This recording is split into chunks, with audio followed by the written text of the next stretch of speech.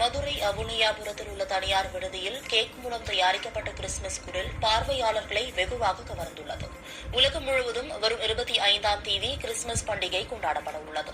தமிழகத்தில் கிறிஸ்துமஸ் பண்டிகையை வரவேற்கும் விதமாக பல்வேறு நிகழ்ச்சிகள் நடத்தப்பட்டு வருகிறது.